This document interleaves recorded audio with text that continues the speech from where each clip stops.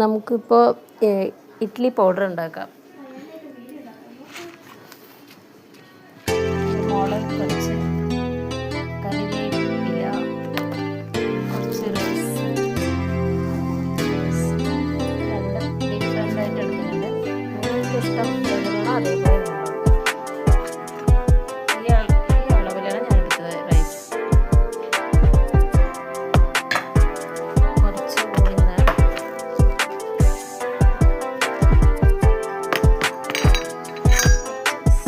കല്ലുപ്പ്,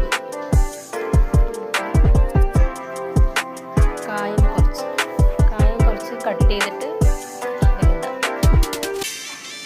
ഇവിടെ പാലക്കാട് രാമശ്ശേരി ഇഡ്ഡലി നിങ്ങളെല്ലാവരും കേട്ടിട്ടുണ്ടാവും. രാമശ്ശേരി ഇഡ്ഡലി ആണെങ്കിൽ പൊടിയാണ് അവിടെ സ്പെഷ്യൽ.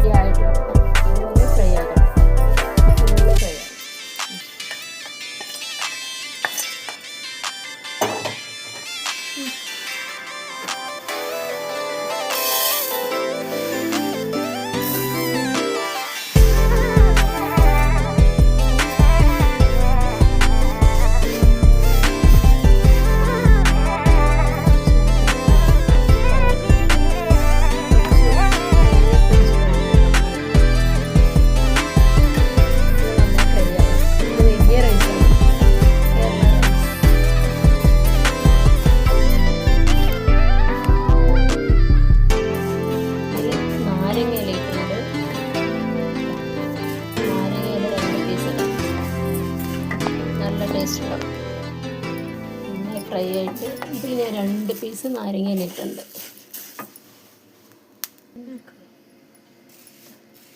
നന്നായി ഫ്രൈ ആയിട്ടുണ്ട്. കറിവേപ്പിലയും ഇട്ടിട്ടുണ്ട്. കുറച്ച് എണ്ണ ഒഴിച്ചിട്ട് നമുക്ക് കായം ഇടാം.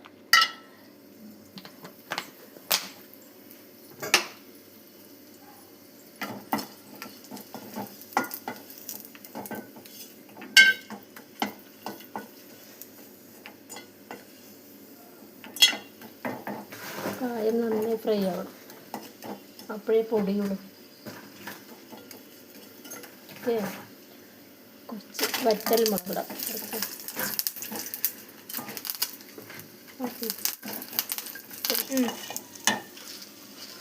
കുറച്ച് നമുക്ക് ഉഴുന്നിടണം.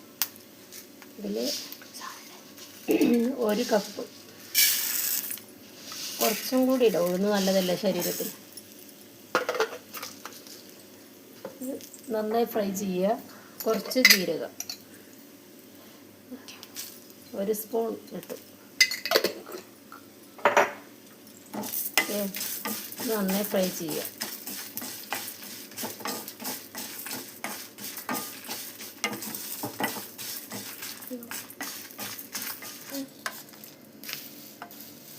നന്നായി ഫ്രൈ ചെയ്തിട്ടുണ്ട്. ഇത്രയേ ഉള്ളൂ നമ്മുടെ രാമശ്ശേരി ഇഡ്ഡലിൻ്റെ പൗഡർ. നിങ്ങളിതുപോലെ ട്രൈ ചെയ്യും, നന്നായിട്ടുണ്ടാവും. കമൻറ്റിൽ പറയൂ. വറുത്ത് കഴിഞ്ഞു, കുറച്ചും കൂടി ആറട്ടെ. നമുക്ക് ആവശ്യത്തിന് ഉപ്പിടണം. കല്ലുപ്പ് തന്നെ ഇട്ടാൽ നല്ല ടേസ്റ്റ് ഉണ്ടാവും.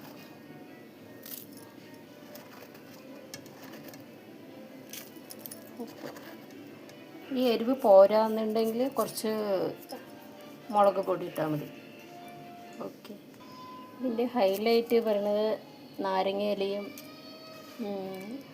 ഉഴുന്നും ഗ്രീൻ കളർ ഉഴുന്നൊക്കെയാണ്. നല്ല ടേസ്റ്റ് ഉണ്ടാവും. ഓക്കെ, നമുക്ക് പൊടിച്ചിട്ട് നോക്കാം എങ്ങനെയുണ്ടെന്ന്. അപ്പോൾ ഇത് നന്നായി തണുത്തിട്ടുണ്ട്, നമുക്ക് പൊടിക്കാം. പോയി പൊടിഞ്ഞിട്ടുണ്ട്.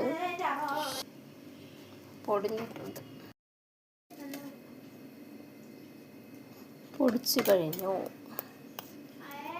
സാൾട്ടൊക്കെ മതി. ഇഷ്ടപ്പെട്ടാൽ ഇതേപോലെ ട്രൈ ചെയ്യൂ. എങ്ങനെയുണ്ട് നോക്കൂ. Okay, by.